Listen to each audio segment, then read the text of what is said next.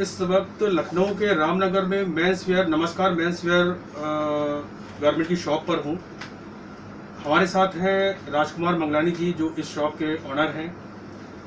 करीब ये पिछले 30 से 35 साल से ये गारमेंट शॉप चल रही है। जब से आलमबाग मार्केट डेवलप हुआ है तब से इनकी स्टार्टिंग है यहाँ पर।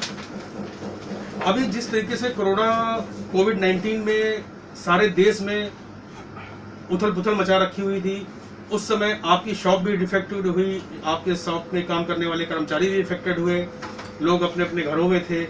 फिर सरकार ने जब थोड़ा सा कोरोना के पेशेंट्स या कोरोना पे रोक लगी, थोड़ा सा कोरोना के ट्रीटमेंट पे गवर्नमेंट ने ध्यान दिया, थोड़ा सा टाइम पीरियड निकल गया। उसके बाद सरकार ने एडवाइजरी के साथ जो गारमेंट की शॉप थी या दूसरी और शॉप्स थी उसको खोलने का ऑर्डर किया। तो उसमें एक नियम कानून के साथ एक शॉप खोलने के लिए एडवाइजरी जारी करी। उसी एडवाइजरी के बीच में जब आपने जब शॉप को ओपन किया और आपके कर्मचारी यहाँ पर आने लगे, जो कर्मचारी आपके साथ काम कर रहे हैं, पिछले 10-10, 15-15 साल से काम कर रहे हैं, तो आपने उन कर्मचारियों को प्रॉपर तरीके से उनका ध्यान रखा, उनको उनकी खाने पीने की चीज़ से लेकर के उनकी मेडिसिन तक का भी ध्यान रखा। लेकिन सरकार की तरफ से किसी भी तरीके की अगर हम बात करते हैं, कोई सहूलियत की बात करते हैं, तो सिर्फ उन्होंने उन तबकों को ध्यान में रखते हुए सुविधा दी जो एक मिडिल क्लास से भी नीचे था। और ज़्यादातर जो कर्मचारी हैं सब मिडिल क्लास से रिलेटेड हैं, जिनकी रोजी रोटी उनके काम धंधे से चलती है, उनका घर उनके काम धंधे से चलता है। इस क्रम में राजकुमार मंगलानी जी ने एक बहुत अच्छी पहल की है जिसको हम नज़रअंदाज नहीं कर सकते। वैसे तो कई सारी एनजीओ, कई सारी संस्थाओं ने भी अपने इस 4 महीने में पूरे देश को दिखा दिया कि हम एक हैं, हम हिंदुस्तानी एक हैं, चाहे जैसी विपदा आएगी हम साथ खड़े होंगे।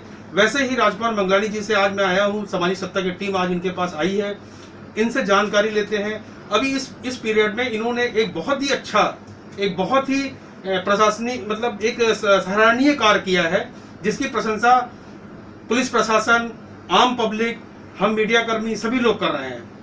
अभी इन्होंने क्या किया था कि इन्होंने जो इनके कर्मचारी टेलरिंग का काम करते थे, क्योंकि रेडीमेड की शॉप है तो जाहिर सी बात है यहाँ पे लोग आते हैं अपने फिटिंग के कपड़े लेने के लिए, तो रेडीमेड्स में कभी कभी स्टिचिंग की प्रॉब्लम्स होती है, ट्राउज़र को अल्टर करना पड़ता है या शर्ट्स है, किसी भी जो रेडीमेड प्रोडक्ट होते हैं उनको अल्टर करने के लिए आपने टेलर रख रखे हुए हैं। तो आइए हम राजकुमार जी से जानते हैं कि उन्होंने अभी जो मास्क का इन्होंने एक अपना फेस मास्क का वितरण किया है, काफ़ी संख्या में इन्होंने फेस मास्क का वितरण किया है, वो भी फ्री ऑफ कॉस्ट किया है, जिसमें आम पब्लिक भी है, पुलिस प्रशासन के लोग भी हैं और जिस ज़रूरतमंद को मास्क की ज़रूरत पड़ती है। जब आज हम आपका इंटरव्यू लेने आए तो आपने भी हमें मास्क प्रोवाइड कराया कि आप भी मास्क हमारे द्वारा हैंड बनाया गया मास्क को आप लीजिए और पहनिए।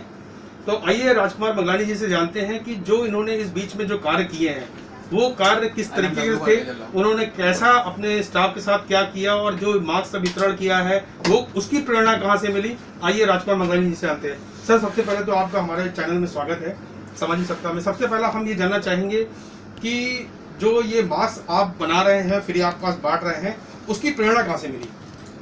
दरअसल जैसे अपना मार्च से आया था तो पूरे देश में ये पता हो गया था कि अपने यहाँ जो है ये जो बीमारी और महामारी आ रही है उसका बचने का एक जो सबसे आसान तरीका है कि भाई 2 गज की दूरी और प्लस मास्क पहनना।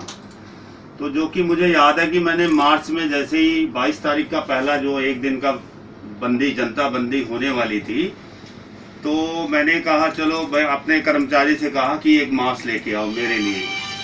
तो जो ये मास्क मेरा जो आया ये बाज़ार से, इसकी कीमत जो है 50 रुपये मुझे मिली।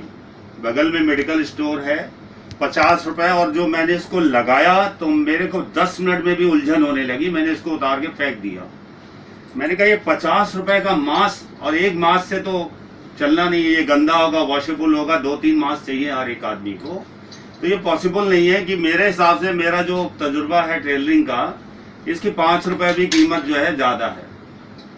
तो मैंने लॉकडाउन में बैठ गए और जैसे जैसे मोदी जी के इंटरव्यू आ रहे थे कि हमारे देश में पहले मास्क नहीं बनता था, अब जो है कई मास्क जो है लाखों जो है बन रहे हैं।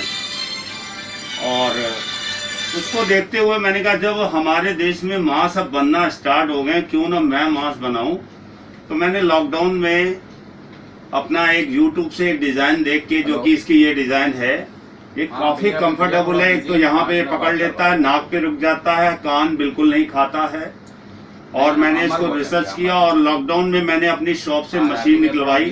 अपने मास्टर जो घरों में बैठे थे, जो पास का मास्टर था, उसको कहा आ जाओ, हम तुम्हें पैसे देंगे। अपना जो है उसने मास्क बनाना स्टार्ट किया।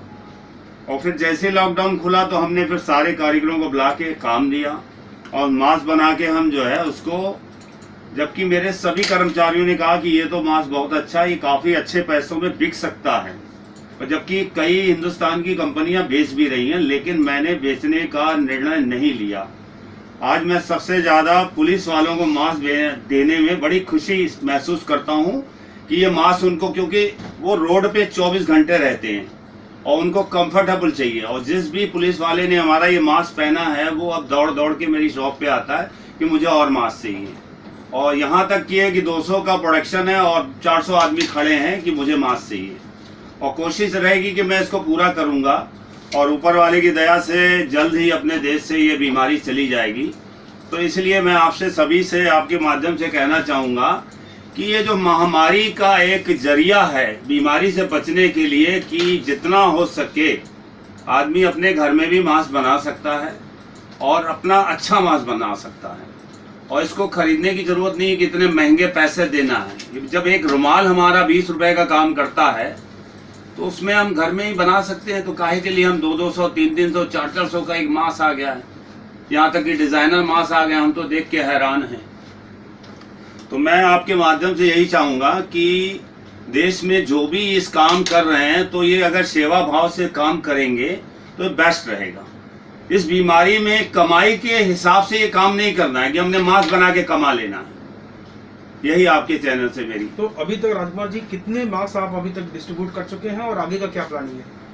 अब जब तक देखिए अक्टूबर तक तो मेरा एक है कि अक्टूबर तक ये मास्क बनता रहेगा, 200-250 जैसे भी बन रहा वो बढ़ता रहेगा। अब अक्टूबर तक भगवान चाहेगा कि देश में जो कोई न कोई दवाई या जो भी एक तैयारी है हमारे देश की या किसी भी कंट्री की, हाँ, तो वैक्सीन बन जाएगी तो उससे जो है थोड़ा एक आदमी का जो डर है, वो माहौल है, वो खत्म हो जाएगा और फिर जो है इस मास्क की जरूरत नहीं पड़ेगी, मेरे को लगता है। तो जैसा कि आपने बताया कि आपने काफ़ी सारी संख्या में, कई हजार संख्या में आपने मास्क को डिस्ट्रीब्यूट किया हुआ है। तो जैसे कि आप 30 से 35 साल से आप यहाँ पे अपने कपड़े का व्यवसाय कर रहे हैं, तो उस व्यवसाय के थ्रू क्या ये आपने सिर्फ कोरोना टाइम पर ही ये एक तरीके की चैरिटी किया आपने, कि इससे पहले भी किसी संस्था के थ्रू आप करते रहे हैं? देखिए, हमारी संस्था एक है जो शिव शांति आश्रम, VIP रोड, आलमबाग, लखनऊ, उससे जुड़े हुए हैं। उसमें जो भी एक मौका मिलता है वो एक गुप्त स्थायी रूप से करते रहते हैं। और बाकी अभी जैसे लॉकडाउन में कई संस्था आई कि भाई हम ऐसे खाना बनवा के बंटवा रहे हैं, आपकी तरफ से क्या होगा? हाँ भाई, बोल दिया इतने बोरी हमारी तरफ से होगा आटा, ये ऐसे हमने थोड़ा बहुत किया। ओके। तो आपकी शॉप पर जो कर्मचारी काम करते हैं उनके लिए आपने क्या किया इस कोरोना के टाइम पे? उनके लिए ऐसा किया, जैसे कि मुझे याद है कि मैं 20 तारीख को बेंगलोर में था, किसी कंपनी की मीट थी। तो जैसे ही मुझे पता चला कि अब ये लॉकडाउन होने वाला है 22 तारीख को, तो हमने अपने अकाउंटेंट को बोल दिया, जबकि उस समय पैसा भी नहीं था उस समय, और सभी लड़कों को कहीं से भी मैंने पैसा लेके उनको मैंने एडवांस दे दिया। और मुझे वहाँ पे एक माहौल एक लग रहा था कि ये जो लॉकडाउन होगा थोड़ा लंबा जाएगा, और सबको मैंने जो है थोड़ा बहुत एडवांस दे दिया था, जो भी उनकी सैलरी निकल रही थी 20 तारीख तक की। उसके बाद में एक ऑडियो मैंने अपनी तरफ से एक जारी कर दिया व्हाट्सएप पे अपने अकाउंटेंट को कि सभी कर्मचारियों को बोल दो कि भाई ये जो महामारी आई है, किसी को परेशान होने की ज़रूरत नहीं है। ऊपर वाला चाहेगा, मुझे इतनी शक्ति देगा, मैं किसी के घर का जो है चूल्हा रुकने नहीं दूंगा। तो उस लिहाज से मैंने, जैसे 61 दिन की हमारी लॉकडाउन हुआ, उसके बाद शॉप खुली, एक दिन इधर एक दिन उधर, तो 61 दिन का सभी का मैंने पैसा, जैसे जैसे कर्मचारी पुराना था, किसी को 12,100 फिर उससे जो भी कम थे उनको करते करते हमने दिया कि उनको हमने ये पैसा सारा दिया। और यहाँ तक कि जैसे लॉकडाउन हुआ सभी कर्मचारी भैया मेरे पास ये दिक्कत, तो मैं किसी को भी मैंने घर पे आने नहीं दिया और ऑनलाइन मैंने पैसे उनके ट्रांसफ़र किए। तो हमारे चैनल के माध्यम से आप कोई सरकार से कोई अपील करना चाहेंगे जो इस पीरियड में आप लोगों को अगर किसी तरीके की कोई सहूलियत नहीं मिली है उसके लिए कोई अपील करना चाहेंगे, या बिजली विभाग ने जैसे अपने बिजली के बिल में कोई रियायत नहीं करी, हाउस टैक्स, वाटर टैक्स जो भी चीज़ें हैं, तो उसके लिए भी आप गवर्नमेंट से कोई आप मांग चाहेंगे? अभी जैसे कि जून में बिजली विभाग से एक सूचना आई थी कि जून में जो भी बिल जमा कर देता है और उसको जुलाई में जो है एक फिक्स चार्ज जो है उसको माफ़ कर दी जाएगी। तो शायद ये बिजली विभाग का है कि ऐसा हो, शायद वो करेंगे भी, यही हमें पता चला है। और हमने तो आते ही जो भी बिल आया हमने उसको जमा करवा दिया। बाकी जो अभी जुलाई का आएगा उसमें जो भी अगर उसमें माफ़ होगा तो ठीक है, बाकी कोई अपील करना चाहेंगे सरकार से? बस सरकार से यही अपील करना चाहेंगे कि अपने देश में जैसे कि सुनते हैं ना टीवी में कि बेड नहीं मिल रहा, अगर मान लो किसी को कोरोना हो गया है वो ले जाओ, वो देख के टीवी में बड़ी तकलीफ होती है कि अगर हमें बीमारी लग गई है तो हमें बेड नहीं मिल रहा तो हम क्या करेंगे। भाई आज लखनऊ में करोड़ों रुपए के पार्क बन गए, अगर यहीं पे अगर हॉस्पिटलें बन जाती तो आज लखनऊ होता। आज एक हॉस्पिटल है ट्रामा सेंटर जो कि वो पूरा घनी बस्ती से घिरा हुआ है, अगर वहाँ से इमरजेंसी अगर एम्बुलेंस जाएगी तो वो जा नहीं पाएगी। अगर ये आलमबाग में या इधर जो भी था बंगला बाजार के आसपास या पुरानी जेल टूट के यहाँ अगर एक हॉस्पिटल एक बहुत बड़ा सा बन जाता, जैसे एक हमें पता चला था कि अटल जी ने भाई इसको एक पास किया है कि यहाँ एक हॉस्पिटल बनेगा, लेकिन वो हॉस्पिटल न बन के पार्क बन गए बहुत सारे हमारे आलमबाग एरिया में। तो यही चाहता हूँ कि जो भी इस समय सरकार है इस बीमारी से मतलब एक फ्री हो जाए, कोई भी हो सरकार। तो मेरे ख्याल में देश में इस समय जो है मेन हम लोग को ये हॉस्पिटल की ज़रूरत है कि इमरजेंसी जो गरीब आदमी को तुरंत, आजकल एक तो इलाज इतना महंगा हो गया है कि सुन के तो रोए खड़े हो जाते हैं हम लोग कि इतने लाख रुपए खाली लग जाते हैं कि कोरोना ठीक करने में। एक आम आदमी तो मुझे नहीं लगता है कि वो अपना प्राइवेट इलाज करा पाएगा। यही मेरा सरकार से कहना है कि थोड़ा सा इस तरफ ध्यान दिया जाए, सारी चीजें बाद में। तो ये थे हमारे साथ गवर्नमेंट व्यवसायी राजकुमार मंगलानी जी, जिन्होंने इस कोरोना पीरियड में जिस तरीके से इन्होंने लोगों के लिए सहयोग किया, अपने स्टाफ के लिए सहयोग किया, और इनका भी ये कहना है कि जो भी सक्षम है वो अपने कर्मचारियों के लिए या आस पड़ोस के लोगों के लिए भी करे। और गवर्नमेंट से इन्होंने अपील की कि क्योंकि ये जो बीमारी है ये मेडिकल से रिलेटेड है, ये जो आपदा आई है मेडिकल से रिलेटेड है, तो इनका कहना है कि लखनऊ क्षेत्र में इतना बड़ा विकसित क्षेत्र है जहाँ पे हमारा KGMC है, ट्रामा सेंटर है, वो काफ़ी घनी बस्ती के बीच में है। अगर कोई भी सरकार आती है और वो ये फैसला करती है कि लखनऊ से इंटीरियर में बाहर निकल करके, या सपोज दैट जो जैसे यहाँ पर अभी जेल रोड पे पुरानी जेल को तोड़ के पार्क बनाया गया या स्मृति भवन है, इस टाइप की किसी प्लेस को अगर मेडिकल का रूप दे देते हैं तो वो आम आदमी के लिए बहुत ही कारगर होगा, बहुत ही सुविधाजनक होगा और लोगों के लिए फ़ायदा करेगा।